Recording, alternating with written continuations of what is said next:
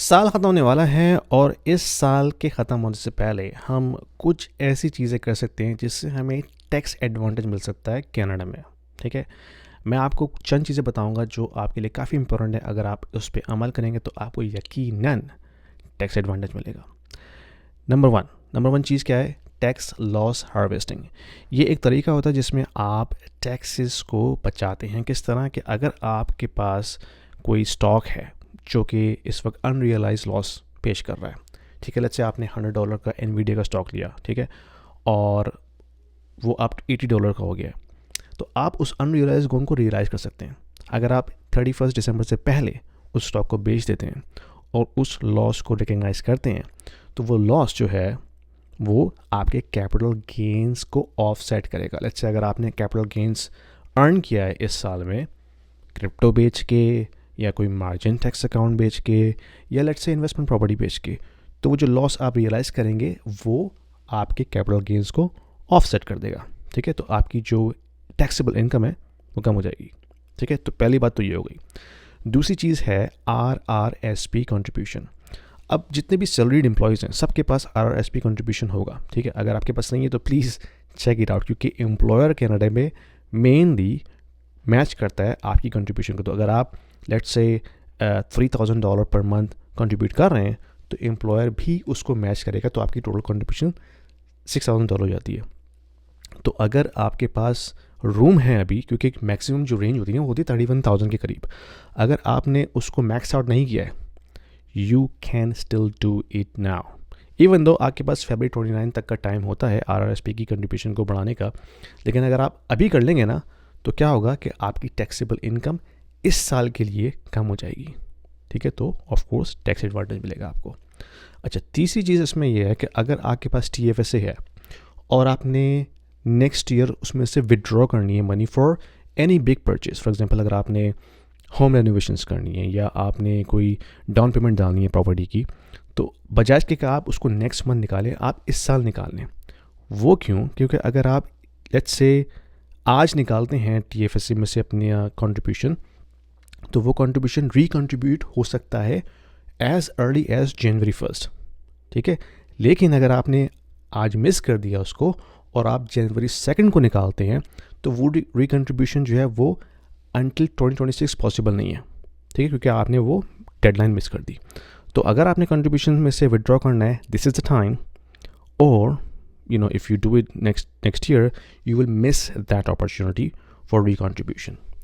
अच्छा, अगर आप पैसा कमा रहे हैं तो आपको चैरिटी भी करनी चाहिए भाई। Charity is a way to appreciate whatever is God is giving you.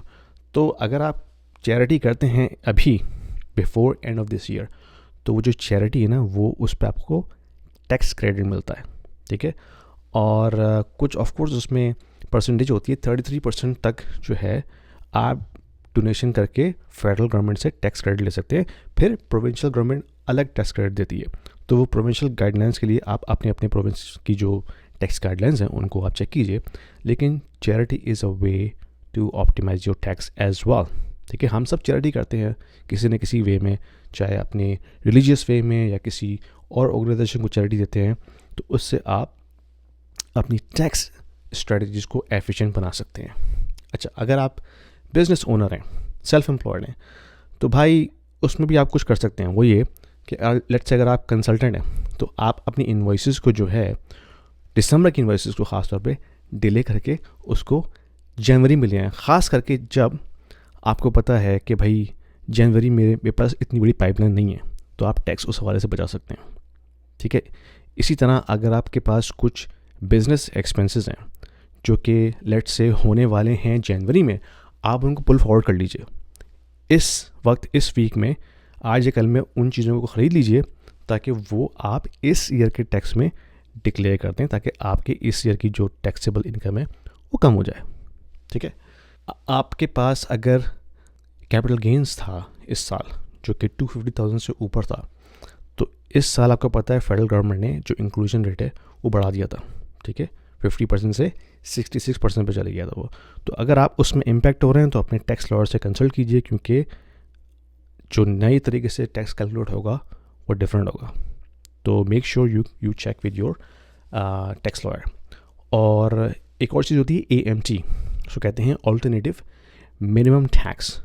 अच्छा, ये इसमें भी चेंजेस हुई हैं इस साल। तो अगर वो चेंजेस आप पे अप्लाई होती हैं, ज़रूरी नहीं है कि आप पे अप्लाई हो भी सकता है, नहीं भी हो सकता है। तो उसके लिए आपको अपने टैक्स लॉयर या टैक्स अटॉर्नी से आपने कंसल्ट करना है, चेक करना है कि भाई क्या मैं इसमें इम्पैक्ट हो रहा हूँ, नहीं हो रहा हूँ, तो किस तरह मैंने इसको टैक्स पे करना है। तो डू चेक इट आउट। और अगर आपके पास कोई अच्छा टैक्स लॉयर नहीं है या कोई अच्छा फाइनेंशियल एडवाइज़र नहीं है, तो मुझे कांटेक्ट कीजिए। मेरी टीम में एक्सपर्ट लोग हैं जिनसे मैं आपको कनेक्ट कर सकता हूँ, जो आपकी हेल्प आउट कर सकते हैं इस पूरी टैक्स स्ट्रेटजी के अंदर कि किस तरह से टैक्स बचाना है, किस तरह से टैक्स को एफिशिएंट करना है legally. All things are legal by the way. और आपको फाइनेंशियल एडवाइस दे सकते हैं कि भाई RRSP में किस तरह से कंट्रीब्यूशन करना है। अच्छा, एक चीज़ तो भूल गया मैं, एजुकेशन के हवाले से अगर आपके बच्चे हैं तो एक चीज़ होती है RESP जो है गवर्नमेंट मैचिंग प्रोग्राम है कि अगर आप अप टू $2500 पर बच्चा पर ईयर कंट्रीब्यूट करते हैं तो गवर्नमेंट आपको $500 फ्री देती है। ठीक है, तो अगर आपने उसको मैक्स आउट नहीं किया है, this is the time to max it out. सही है, तो पसंद आई वीडियो तो शेयर कीजिए, लाइक कीजिए और सब्सक्राइब ज़रूर कीजिएगा। Thank you. Financial education is very important for everybody, especially for the kids who are still at school, because when they grow up and go into the professional lives, if they don't know how to manage their finances, that is going to be a disaster to begin with. I have just published an ebook for the kids aging between 10 and 16 years to understand how they can manage their finances, so when they grow up they know exactly how to manage their personal finances, because I have broken it down at a very, very basic level. What is money? How can we save? How can we invest? What is debt? How can we use debt? What is credit card?